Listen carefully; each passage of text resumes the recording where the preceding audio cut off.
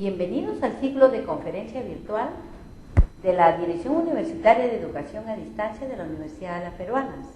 Les saluda cordialmente su docente Ida Rosa Cabrera Cueto. En esta oportunidad nos toca comentar acerca del desarrollo de los principios constitucionales de la informática jurídica en el Perú y su aplicación a través del derecho sustantivo y del derecho adjetivo. Este es un tema que reviste mucha importancia, teniendo en cuenta pues que somos parte de una nueva sociedad, denominada la sociedad de la información. Entendemos de que en este siglo XXI, que ha sido denominado el siglo del conocimiento, a partir, de que la sociedad ha dado un cambio total, en las cuales, lógicamente, teniendo en cuenta de que toda sociedad, conjuntamente con el Estado, tienen que dar la protección legal adecuada a algo que es sustancial o esencial. Y nos estamos refiriendo a los derechos fundamentales de la persona en sociedad. ¿Qué ha sucedido en estos momentos con nuestros derechos fundamentales? Estos se encuentran, lógicamente, amenazados, conculcados. Existe un gran riesgo. Si de manera presencial estamos expuestos físicamente, hoy en día con la nueva jurisdicción del derecho, que es el ciberespacio, nos vamos a encontrar con todo un conjunto de riesgos en los cuales la sociedad, lógicamente, requiere de tomar acciones que son muy importantes. Muy bien, entonces, al hablar precisamente de los principios constitucionales, estos aluden a la pluralidad de postulados o proposiciones con sentido y proyección tanto normativa como deontológica, es decir, que los derechos fundamentales, por su trascendencia en la sociedad, constituyen el núcleo central de todo sistema constitucional. ¿Por qué? Porque estos definitivamente tienen que estar insertados, tanto de una manera expresa o tácita, en todo sistema constitucional, porque tienen por finalidad asegurar la proyección normativa tanto de los valores como de los postulados ético-políticos, así como aquellas proposiciones de carácter técnico-jurídico que todas las normas legales en una sociedad, a partir de la constitución política, necesariamente tienen que establecer. ¿Qué es lo que nos dice Miguel Ángel Ciuro Caldani? Él señala, que los derechos fundamentales son relevantes, porque en cierto modo estos constituyen los principios del principio. A partir de este criterio, que ha sido desarrollado también por la Real Academia de la Lengua Española, al referirse a los principios o derechos fundamentales, estos están íntimamente correlacionados con aquellas bases, fundamentos, origen, razones fundamentales por las cuales discurren aquello que se considera la base o el desarrollo que de una u otra manera viene a ser la causa primitiva o primera de una cosa sobre la cual va a proceder de cualquier otro modo. Los principios constitucionales entonces van a exponer valores ético-políticos o proposiciones de carácter técnico-jurídicos que están vinculados a los aspectos vitales del Estado, a partir tanto de su origen como su ejercicio y su organización dentro de un poder político en cualquier sociedad. Por tanto, pues, como lo dicen Edgar Carpio Marcos y José Palomino Manchego, estos van a recepcionar el poder constituyente de la voluntad popular al momento de constituir o elaborar un determinado texto constitucional. Entonces, los principios constitucionales son aquellas decisiones que van a imprimir una orientación determinativa en la relación tanto de gobernantes como gobernados. Se trata de formulaciones desprovistas tanto de la delimitación, detallamiento preceptivo y precisión de una norma jurídica que van a tener como esencia y como tal, van a a tener que ver con una aplicación diferida a través de normas de desarrollo constitucional que van a influir en los sistemas jurídicos, tanto en la interpretación, así como aquellas aplicaciones estricto sensu que van a alcanzar su eficacia propia y directa. En ambos casos, tanto como postulados, así como proposiciones, estos principios están destinados a asegurar la consagración, la eficacia normativa de los valores y fines constitucionales, así como la eficacia y cumplimiento del corpus constitucional, tanto por gobernantes como por gobernados. También es importante que tengamos presente que los principios constitucionales tienen por finalidad establecer la identidad del sistema constitucional en la medida en que van a definir sus características básicas o esenciales, porque se van a erigir como una médula del sistema constitucional, ya que al adecuar su normatividad al sistema le van a dar esa coherencia y razonabilidad política, jurídica que se requiere en toda sociedad. Otro aspecto importante de los principios constitucionales es que estos consagran pautas rectoras de suplementariedad valorativa, es decir, que cumplen el rol de criterios instrumentales para un mejor manejo y cumplimiento de nuestra Carta Magna. Francisco Güedo, Yaque y Manuel Zorrilla exponen que también vienen a ser fórmulas impulsoras de toda la actividad del Estado y al mismo tiempo son la fuerza renovadora de la vida social. Por tanto, pues no podemos calificarlos como aquellas decisiones fundamentales con valor constituyente, pero también vienen a ser reglas maestras del sistema constitucional. Pero estos parten de aquellas nociones básicas, ¿no?, establecidas dentro de un orden político-jurídico que vienen a ser el núcleo central de todo sistema constitucional. Muy bien, entonces podemos, ¿no es cierto?, sobre esta base definir que los derechos fundamentales cuentan con los siguientes soportes. En primer lugar, son las normas que sancionan el estatuto de los derechos fundamentales de la persona en sociedad, pero también vienen a ser normas que consagran las formas de un Estado y al mismo tiempo también se establecen como normas dentro de un sistema constitucional en una determinada sociedad. Muy bien, ahora, dependiendo del tipo de Estado de derecho, porque los derechos fundamentales definitivamente exigen, ¿no?, que contar con un Estado de derecho que garantice que los derechos fundamentales se van a cumplir. Entonces, sea este un Estado liberal o social, ¿no?, que está proclamado, lógicamente, en un texto constitucional, de esto va a depender el alcance y la significación que se les asigne a los derechos fundamentales. Entonces, los derechos fundamentales, en esencia, vienen a ser, ¿no?, aquellos principios que van a garantizar, ¿no?, que los ciudadanos efectivamente gocemos de un Estado de Derecho dentro de un país democrático, ¿no?, en las cuales el sistema jurídico y político en su conjunto se van a orientar hacia un estado de respeto y a la promoción, sobre todo, de la persona humana.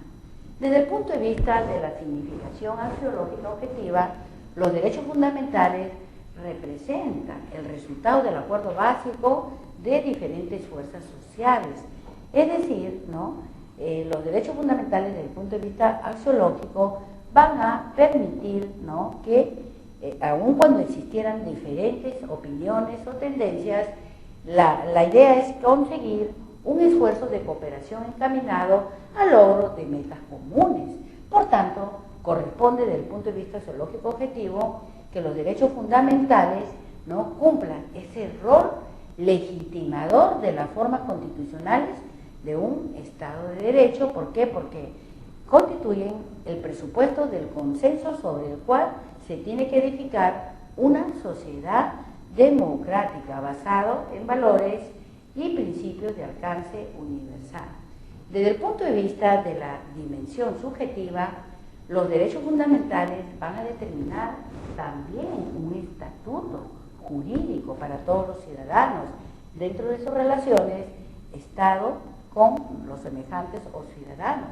En este sentido, los derechos fundamentales, ¿qué rol cumplen? Van a tutelar, por principio, la libertad, la autonomía, la seguridad de la persona, no solamente frente al poder, sino también frente a los demás miembros que formamos parte de una determinada comunidad. Al respecto, George Jelinek afirma que la relación a las sucesivas etapas de afirmación de los derechos públicos, estos cuentan con 4 estados. El estado subiectionis, que tiene que ver con el estado pasivo de los ciudadanos frente a las normas que establece el Estado por medio del poder legislativo y el mismo ejecutivo. Pero también tenemos un segundo estado, que es el status libertatis, que requiere toda persona como garantía de que el Estado, ¿no?, va a respetar su libertad, o sea, la no intromisión del Estado. También tenemos el status civitatis, que es el ejercicio de la protección de los ciudadanos frente al Estado. No todos podemos acceder al Estado. Y también tenemos el status activae civitatis, que es la situación activa de los ciudadanos para gozar de nuestros derechos políticos, ¿no? Entendemos que en nuestra Constitución política vigente tenemos derechos fundamentales, tenemos los deberes y derechos sociales y económicos, pero también tenemos, desde el punto de vista del status activae civitatis, tenemos deberes y derechos políticos, ¿no?, reconocidos por nuestra Constitución. Por lo tanto, ¿no?, los derechos fundamentales se encuentran dentro del plano subjetivo y actúan como garantías de la libertad individual del ciudadano. Y desde el punto de vista del plano objetivo, estos van a asumir una dimensión institucional a partir de que nuestro Estado, con la finalidad de promover condiciones de desarrollo y bienestar, cuentan con una estructura que parte, ¿no?, del principio de los poderes. Tenemos las instituciones autónomas, públicas, descentralizadas, que, ¿no?, contribuyen a que las personas podamos precisamente alcanzar oportunidades de desarrollo, pero estamos hablando de un desarrollo sostenido, que todos tengamos esa misma oportunidad, ¿no?, desde el punto de vista objetivo, ¿no?, para beneficio de las grandes mayorías. Muy bien, también tenemos hoy en día este nuevo enfoque en torno a la sociedad tecnológica de nuestro tiempo, en la cual, como ya hemos precisado, si somos parte de una sociedad de la información, frente a esta realidad en la cual, ¿no?, por el mundo globalizado, ¿no?, prácticamente la sociedad ha dado todo un vuelco, podríamos decir, no de 180 grados, sino de 360 grados, en las cuales definitivamente los hechos que se suscitan en torno a la informática han superado largamente las normas, ¿no?, que tienen que ver con la protección, por ejemplo, de la intimidad, la protección de nuestros datos personales, ¿no?, el secreto bancario, etcétera, ¿no?, todo un conjunto de hechos que de una otra forma van a agraviar nuestra libertad, la identidad, nuestra intimidad, la protección de nuestros datos, que definitivamente hoy en día no gozan de la protección legal adecuada. Si bien es cierto, tenemos, ¿no?, una garantía constitucional que se denomina el habeas data, pero definitivamente el replanteamiento frente a esta nueva sociedad de la información que está afectando los derechos fundamentales de la persona establecidos en el artículo 2 y 3 de la misma Constitución política, definitivamente tienen que tener un nuevo enfoque frente a la realidad que estamos viviendo, denominado el siglo del conocimiento, a partir de la globalización mundial y como consecuencia de la gran revolución informática que ha permitido que el mundo hoy en día sea reconocido como la gran aldea global. Entonces, ¿qué está pasando en el ciberespacio? Han surgido lo que se denomina trampas, ¿no?, liberticidas, subyacentes, O sea, la libertad informática que está consagrada en el artículo 2, inciso 4, de una otra forma, se ha convertido en una trampa liberticida subyacente y que el derecho necesariamente tiene que regularlo, ¿no? Muy bien, entonces, ¿qué aspectos se tiene que tener en cuenta en este sentido?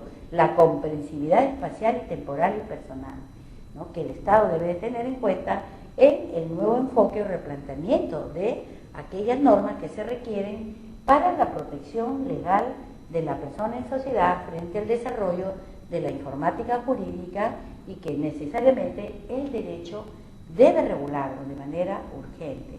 Otro aspecto importante es la amplitud conceptual y axiológica, la esencialidad constructiva del sistema jurídico y la naturaleza perceptiva, aspectos sin los cuales sería casi imposible, ¿no? Por no decir, estaríamos hablando de letra muerta si estos principios o conceptos no se plasman en estas nuevas normatividades que necesariamente deben de darse con esta nueva concepción del mundo globalizado del cual todos somos partes. Muy bien, ahora, tenemos aspectos que son muy importantes, que tienen que ver con los contenidos de los principios constitucionales frente al desarrollo de la sociedad informatizada. Por principio, aquellas expresiones tecnológicas, en donde, por ejemplo, como lo establece el artículo 3, no se prescribe comportamientos, pero que tiene que ver con derechos implícitos, ¿no? Que están relacionados, como por ejemplo, con el tema de la dignidad.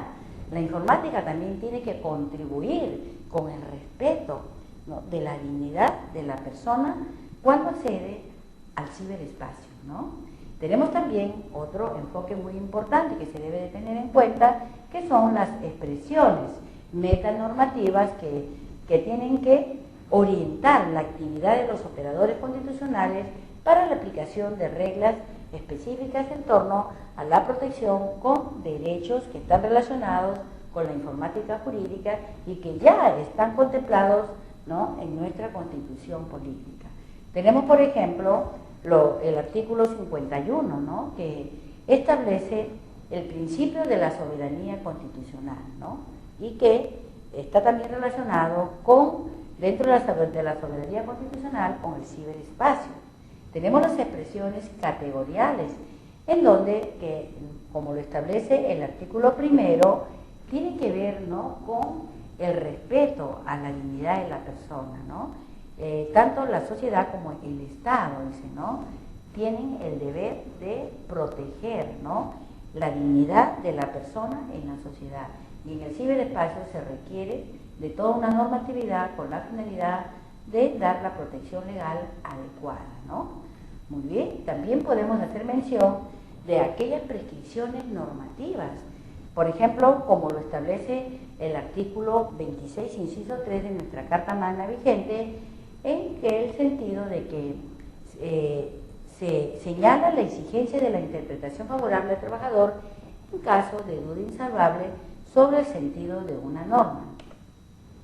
Muy bien, vamos a hacer mención también de las funciones de los principios constitucionales en el criterio de Beatriz Alice, ¿no? En la cual expone que necesariamente, ¿no? Los principios constitucionales, con el desarrollo de la informática, necesariamente tienen que cumplir la función informadora del ordenamiento jurídico, una función normativa por acto supletorio y aquello que concierne con la función interpretadora. Al hablar de la función informadora, ¿no? Esta le va a dar consistencia y fundamento al ordenamiento jurídico que se va a establecer de acuerdo a los nuevos retos que nos demanda la sociedad de la información, en el sentido de que la formulación de las nuevas normas deben encontrarse presentes de manera específica, de manera explícita o implícita. En cuanto a la función normativa por acto supletorio, esta tiene que actuar como fuente del derecho en caso de acreditaciones cuando se presentan lagunas legales en las diferentes normas legales. Muy bien, en cuanto a la función interpretadora, estas operan con criterios orientadores de la actividad jurisdiccional o legislativa. Muy bien, ahora, tenemos también, ¿no?, aquellos que tienen que ver con la explicitación, proyección o la sugerencia de valores con carácter ético-políticos. Y aquí me estoy refiriendo tanto al principio ideológico, doctrinario, que tiene que ver con la proyección de valores, ¿no? La concepción integradora de creencias morales, que invita pues a un determinado modelo de sociedad al cual aspiramos, para ser parte de esta nueva sociedad de la información que este nuevo siglo XXI nos demanda a todos los ciudadanos como reto. El principio de personalismo, que está relacionado con la proyección de valores vinculados con la defensa de la dignidad de la persona humana, ¿no? Pero también tenemos el principio de fórmula política, de soberanía constitucional y el de perdurabilidad, ¿no? El principio de fórmula política que se ocupa de aquello que es esencial en la comunidad. Los principios, ¿no?, de soberanía constitucional, que están relacionados con el carácter suprajerárquico de los principios y normas contenidos en una constitución política, y el principio de perdurabilidad, que es la vocación de preservar los valores y fines consagrados en una determinada carta política en cualquier sociedad. Muy bien, entonces ya casi para concluir, vamos a ver qué nos dice Ekmelian, ¿no? En cuanto a los desafíos jurídicos que necesariamente el Estado, las personas jurídicas y las personas naturales en este nuevo siglo XXI tenemos que asumir. Uno de ellos sería la reducción de la brecha digital, que implica que nosotros debemos de acceder al manejo del Internet, al uso de las TIC, pero con fines de desarrollo sostenible, de construir. Por ejemplo, hoy en día el gobierno viene promoviendo el e-government a través de la Oficina Nacional del Gobierno Electrónico, de tal manera pues que se van a generar servicios al ciudadano, acceso a la información y todo un conjunto de posibilidades, de tal manera que quienes quieran acceder al gobierno electrónico obtengan beneficios, no solamente el acceso a la información pública, la seguridad informática. Cuando yo registre mis datos, estos cuenten con la protección legal adecuada y lógicamente a través de la protección de datos, ¿no?, se pueda determinar cuáles son aquellos datos sensibles, reservados o secretos que necesariamente a partir de la autodeterminación informativa el ciudadano pueda contar con la protección legal adecuada en nuestra sociedad de la información. Entonces vamos a hacer mención por último acerca de cuáles son aquellos derechos que ya están reconocidos en nuestra Constitución y que íntimamente se relacionan con la informática con mucha proyección, con mucha visión. Estamos hablando de la no discriminación. Cualquier persona de cualquier lugar del mundo, en cualquier momento, puede acceder al manejo de la Internet, sin discriminación, sexo, raza, religión y de cualquier otra índole, ¿no? Todos en este momento somos parte de la sociedad de la información. Y así como la ciencia, la tecnología tiene que estar al alcance de todas las personas por el hecho de ser seres humanos. Bueno, tenemos también la libertad informática, ¿no?, que está relacionada con el derecho a la información, la libertad de opinión, difusión de pensamiento, que debe ser regulado, porque hay muchos excesos a nivel de la prensa, a nivel de empresas que se dedican al manejo de la información, etcétera, ¿no? Pero tenemos la libertad informática, el acceso a la información pública, que es un tema muy interesante, es un derecho que después de 13 constituciones, a partir de la Constitución de 1993, todos los ciudadanos podemos acceder a conocer la información pública con las excepciones de ley y tenemos normas específicas sobre este derecho fundamental, el derecho a la intimidad, tanto personal y familiar, que también comprende el derecho de autodeterminación informativa, que lógicamente tiene que ver con el control que puede realizar el ciudadano sobre los datos que registre en una institución pública o privada. Es un tema bastante amplio, pero es un derecho que todos debemos de conocerlo, ¿no? Y lógicamente esto se hace extensivo no solamente a aspectos relacionados con mi intimidad personal, sino también a los de mi familia. Tenemos también el derecho de creación intelectual. ¿Qué podemos crear desde el punto de vista de la informática y que el derecho ya lo ha regulado? Software y hardware, ¿no? Tenemos el caso, por ejemplo, de Bill Gates, él ha creado este software que es tan difundido, ¿no? El Windows, tenemos el software libre de Linux, etcétera, ¿no? Y dentro del hardware todo lo que es el desarrollo de, ¿no?, aspectos, por ejemplo, de invención, ¿no?, todo lo que es la parte física de la informática, y que el derecho también cada vez viene dando las regulaciones correspondientes. El gran tema del secreto de las comunicaciones, ¿no? Es toda una controversia, porque lamentablemente aquí radica el meollo y el gran problema de los delitos que cada día acontecen en nuestra sociedad. A partir de que se viola el secreto de las comunicaciones, se hackea, se craquea la información, pues simplemente muchas bandas, ¿no?, delictosas se van a Wilson, con 10 soles consiguen, ¿no?, las bases de datos de los bancos, de personas que tienen solvencia económica, y por eso en las noticias cada día nos enteramos pues que, ¿no?, por ejemplo, empresarios o personas que tienen una solvencia económica, ¿no?, bueno, son de una otra forma extorsionadas, secuestradas, y en fin, ¿no?, vivimos en una sociedad muy, ¿no?, digamos, de alto riesgo, precisamente porque se viola el secreto de las comunicaciones como algo normal, ¿no? Y esto lógicamente requiere de las correspondientes normatividades que garanticen, ¿no?, a las personas naturales, a las personas jurídicas y aún en el mismo Estado, ¿no? Se violan de manera muy normal, entre comillas, ¿no? Podemos decir normal,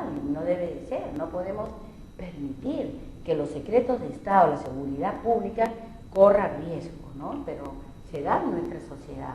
Tenemos también la libertad de contrataciones, que dentro del derecho, a través de los medios electrónicos, podemos llevar a cabo, como contratos informáticos, los contratos electrónicos, los negocios electrónicos, el e-commerce, el gobierno electrónico, la democracia virtual, ¿no?, manifestación de la voluntad por medios electrónicos, que de una otra forma, ¿no?, van a permitir no solamente el ahorro de costos, pero que requieren lógicamente de la protección legal adecuada para que estos medios se constituyan en seguros, al igual que lo hacemos de manera presencial. El secreto profesional dentro de la informática, ¿no?, de manera convencional, el secreto profesional siempre les ha correspondido a los sacerdotes, ¿no?, a los médicos, a los abogados, pero hoy en día, con los avances de la informática, todas las personas que por razones de su cargo, función,